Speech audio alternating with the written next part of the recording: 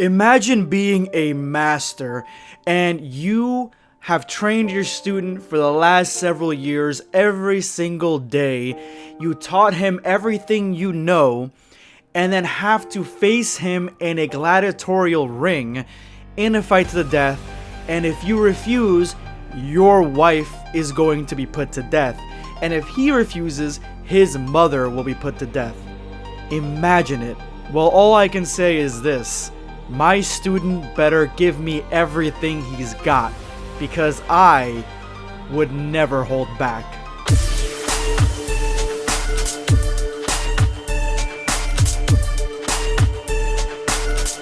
Know your place, worm. Prepare yourself. Damn Saiyan. The day has come for Taima to face off against his master in a gladiatorial ring in a fight to the death. And his master just so happens to be Beerus' father. Chapter 4 of Dragon Ball Infinity is finally here. Guys, make sure you check it out in the Facebook link that I provided below. And follow the creator of Dragon Ball Infinity on Twitter. I'm going to have a link to his Twitter in the top comment and the description below. Go ahead and support the artist. The Pharaoh uses cell-like powers to create the ring, and then he summons 4 pillars. Now these 4 pillars are special. They're not just for decoration. They are supposed to be holding in a barrier around the arena, so that way the audience does not get injured in any of the collateral damage that comes from this fight. Taima has to face off against Brood, and this fight has serious stakes, and you can even look at Brood and Taima's expression. They are in this 110%. Now, it's up to them to see which one breaks first, because these guys are not only master and student, but essentially best friends, and they are put in an impossible situation, but they're going to have to make the best of it. Right off the bat, Brood attacks, and he shows exactly how strong and how ferocious his fighting style is, but Taima is quicker and swifter and evades his attacks with ease.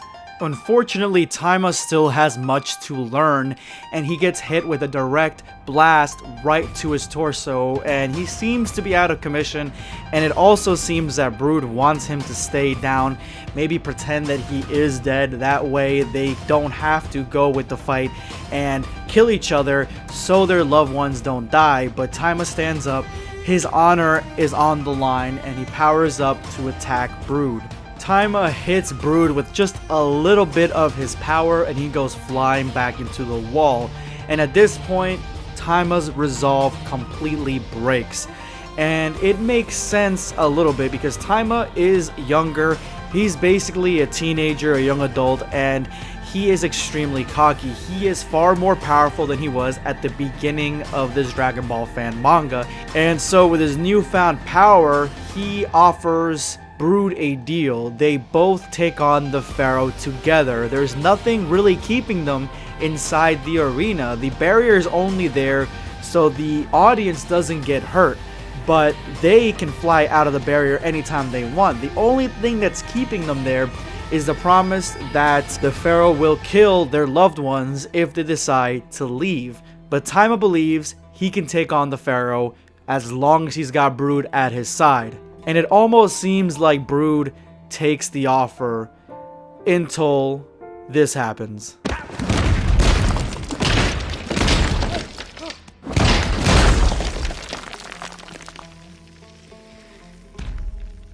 Puny God. And I just love this panel right here. I think this is by far my favorite panel in this chapter because you can tell that Taima believes that Brood is going to go along with this plan. But then once he realizes that Brood's got a firm grip on his hand and he can feel his intentions, the artist created such a perfect look of shock on Taima's face that I just relish. I love this panel so much. And of course, Taima gets Hulk smashed. Taima understandably feels a little bit betrayed, and attacks Brood with everything he's got, giving him an energy volley, but Brood puts up a shield. They both commit to a beam struggle, but Brood's experience and strength overwhelm Taima, and he is down for the count.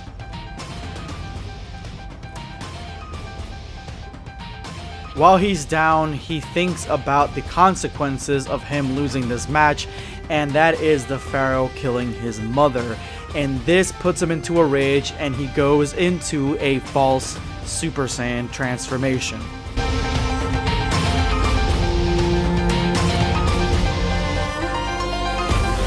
And with one blast completely takes out his master. Now, I've talked to the creator of Dragon Ball Infinity, and he confirms that after this chapter, Brood is still alive. He's just basically in shock. As soon as this victory is Taima's, he turns around and attacks the Pharaoh with everything he has, going into a fit of rage. And I just love how he turns his attention straight to the Pharaoh, because that is his real enemy. But it looks like the Pharaoh's strength is comparable to Beerus facing off against Super Saiyan 3, and he flicks Taima away, knocking him out of his false Super Saiyan transformation.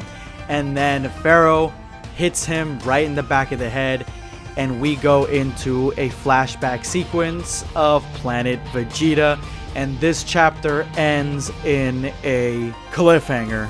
Guys, this was a great Dragon Ball Infinity chapter. It had everything that I needed. The fight itself was so sleek and smooth, and I love the way that it was all about hand-to-hand combat at first, and then they finally got into the energy blasts.